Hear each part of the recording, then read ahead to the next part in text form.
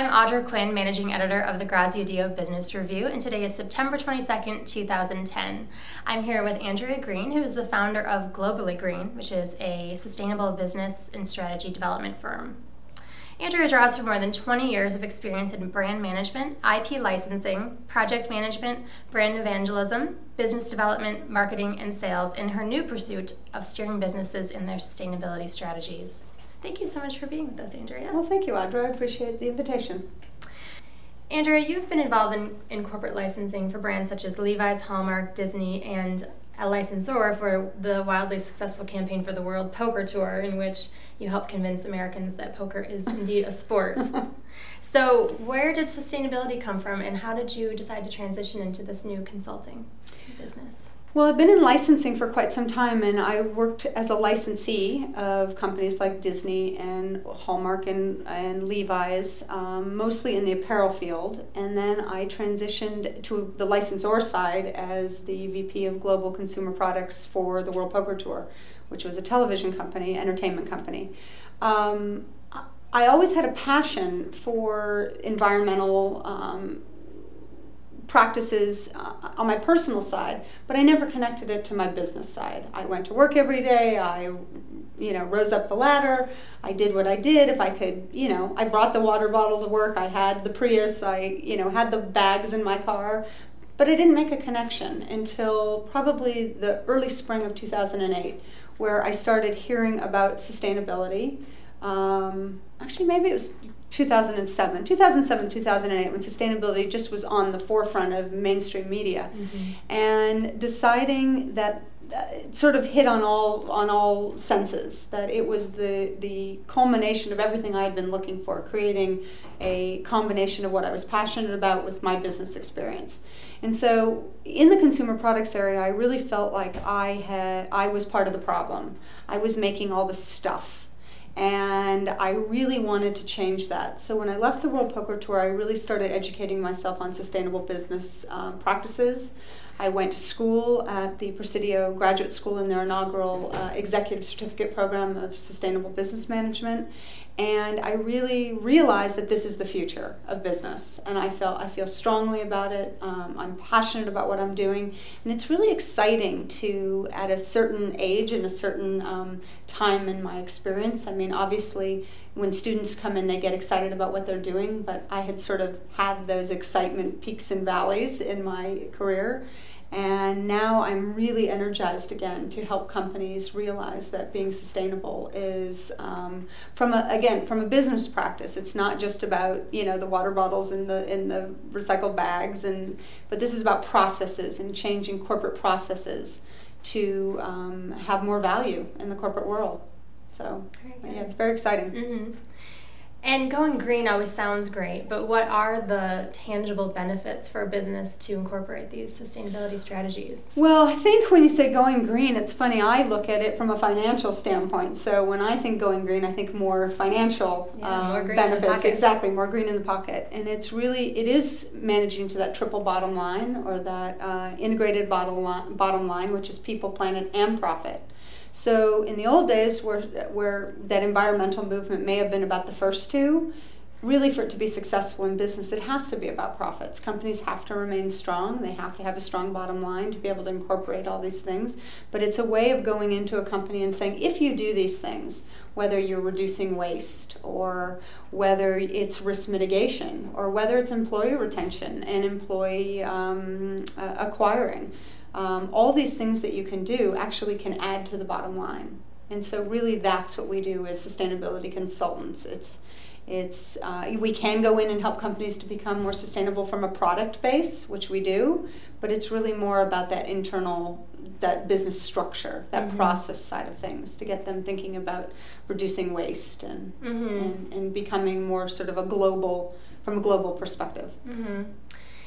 And who does this really well? And also, on the other side of that question, what are some of the most egregious offenses that you've seen in terms of wasteful practices, or something that just is hurtful to planet Earth? Well, I certainly think the waste issue is waste and water are the two big issues that we have to look at. And I think companies globally are looking at that. And certainly the bigger companies, the companies who are noted for their actions. And again, sustainability is sort of about a path. It's taking the steps and trying to be better. There is no 100% sustainable company, even though there are companies like a Patagonia who has been doing it for a very long time.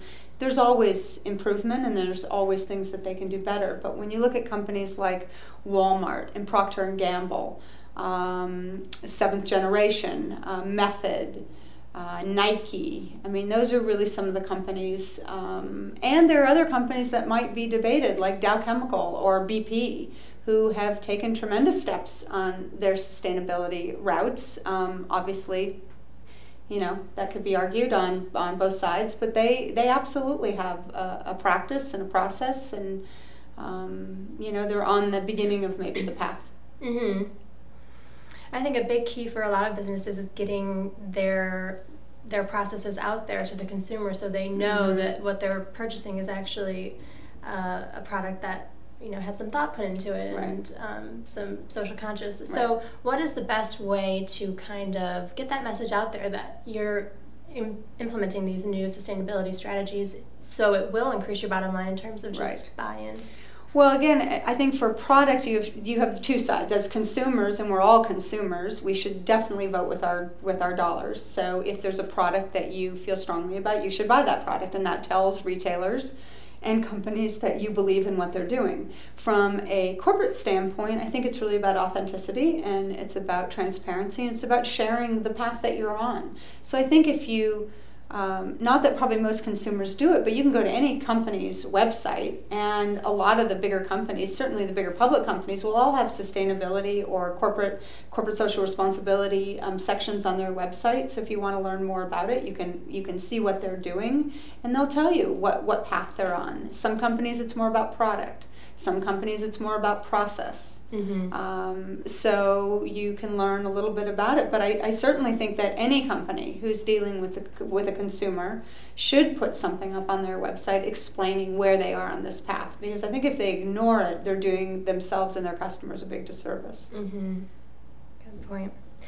Tell me a little bit about greenwashing. I've heard this term, and I've heard the term green quite a bit, and I know that those go hand in hand. So what is greenwashing, and how can a business best avoid it?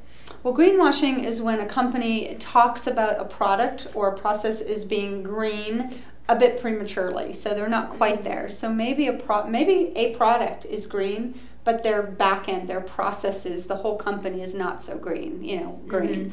Mm-hmm. And maybe they're jumping the gun a little bit to make something look, it's really a way of making something look better than it is. And you want to be very careful with that, because people, your stakeholders, whether it is a mom blogging or a government agency or whatever, can pull the plug on that pretty quickly, and you don't want to be exposed for, in any case, doing something from a business standpoint that really isn't legitimate. So I think the best thing is to be honest and to say, look, this is a process, and these are the steps we're taking. And this product line or this process has been transformed, and let the company, your customers know where you are in the process. Mm-hmm. Very good. And like sustainability is a path, so has consumer products as an industry been a path? I'm sure there's been lots of changes along the way. So where do you see this industry going in the future? Well, I'm very encouraged. It's been a little slow, but really these are big machines. Consumer products, a lot of machinery to move and a lot of business practices to shift. And I think it's companies like Wal-mart and companies like Procter & Gamble, who really make a lot of the products that we as consumers buy, are doing a tremendous job of trying to shift that business practice. So they're bringing it to the forefront, they're bringing it to their vendors. And when a Walmart can bring it to the multi-millions of vendors that they have, then that's good for all of us. So I think that it's really about big companies, mostly publicly traded companies, some private companies who are out there doing some really good things. So just following their lead. Yeah, it's great to see, and exciting stuff. Yeah. Well, thank you so much for being with us today, Andrea, with the GBR, the Grad Studio Business Review, and you can find us online at gbr.pepperdine.edu. Thanks so much. Thank you.